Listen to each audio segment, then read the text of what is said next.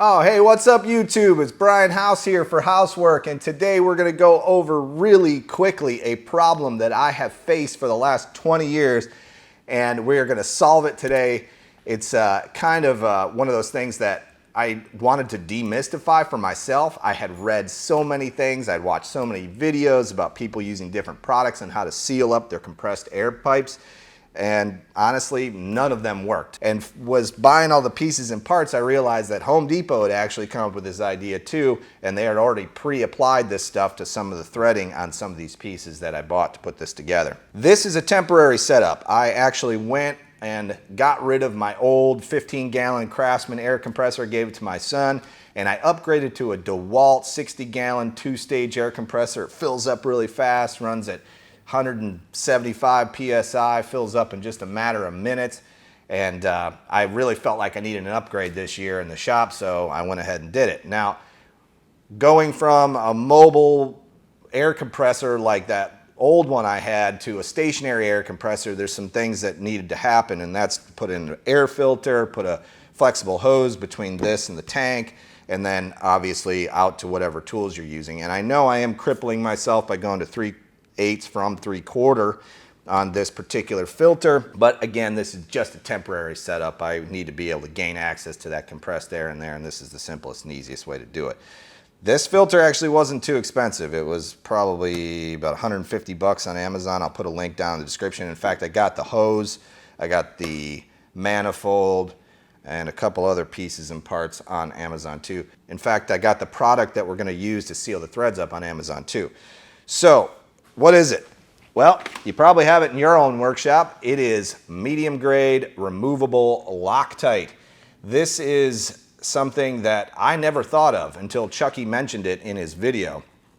He had gone through a bunch of things like I had done, Teflon tape, Permatex, all kinds of these pipe dope products that they sell on the shelf. Never once had I considered Loctite for this actual use. And the reason I think I didn't want to use it was because it locks things in place, and I thought, well, if it doesn't actually seal it, now I'm screwed and I can't get it apart.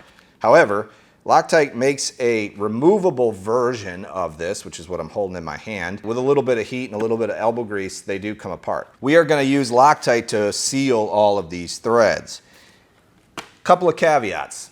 You really want to make sure that you're doing this in the right order. If you're going to put all this stuff together, just be aware that, you know, if you've got to mount this to a wall, you got to put it on a tank or something, you may not have access to turn the threads. There's something to think about. Also, keep in mind that every single piece needs to be sealed.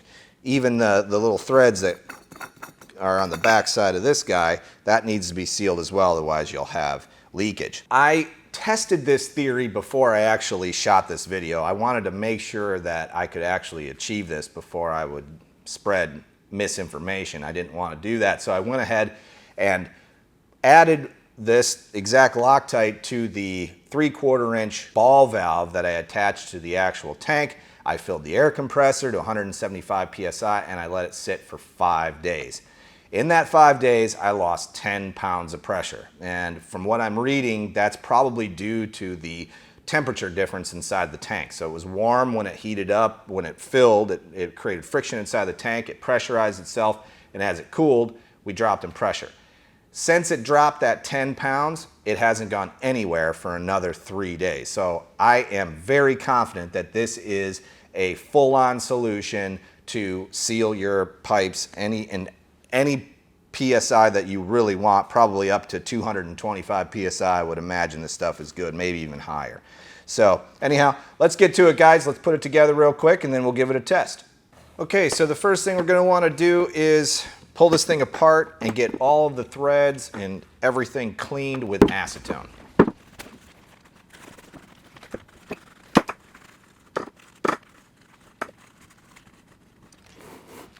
All right, let's get out the Loctite. Now, Loctite is actually really liquidy, so it'd be a good idea to have a paper towel around, and you're just going to dab a little bit on each particular piece, and then we're going to tighten it down. We're going to start with the pressure gauge here. Little dab will do you.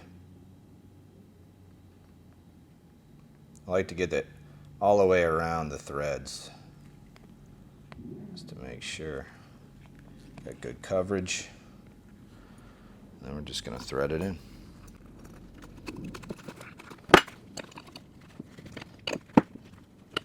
It's one down, a bunch to go.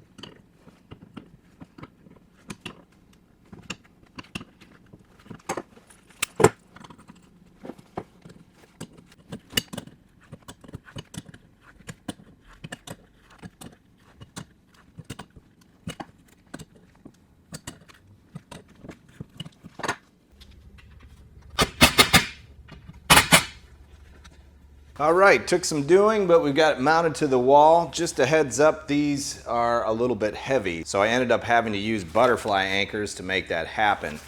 I could have probably gotten away with some cheaper plastic ones, but over time, if you're messing around with these filters and pulling them on and off, I really wanted it to be strong, so that was really important to me. We're gonna leave this overnight, and tomorrow we're gonna pressurize the system to see if we have success. Okay guys, it's the next day. It's actually the next morning, so this didn't even really sit for 24 hours. I haven't pressurized the system yet, so I'm not really sure what's going to happen. However, I've got a little over 150 PSI sitting in this tank right here, and I have a ball valve right here that is shut off to this system.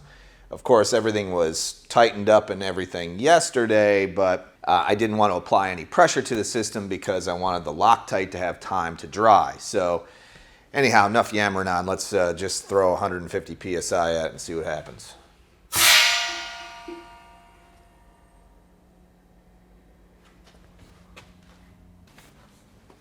All right, well, I don't hear any hissing or anything, but I am just going to double check everything with a little bit of soapy water. We got nothing on that one. That looks good.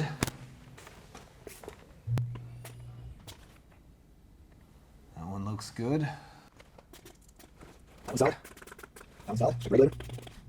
First time out of the gate, everything looks insanely solid. So, wow, I'm really happy with that.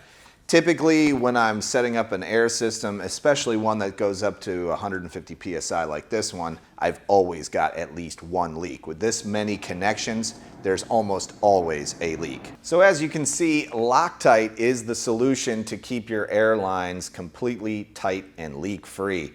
I wouldn't have believed it until I actually tried it, and wow, does it work. First time too. With that many connections, not having one leak the first time, that's a success in my book. If you got something out of today's video, go ahead and leave me a thumbs up. And if you're not already subscribed, go ahead and hit that subscribe button so you can follow along with all the projects I've got going on right here in my workshop. There are links down in the description that will take you to my Amazon store. It is broken down into different categories. You can see my tools, my personal safety equipment, my production equipment, everything, even this air compressor, which I did buy on Amazon, believe it or not.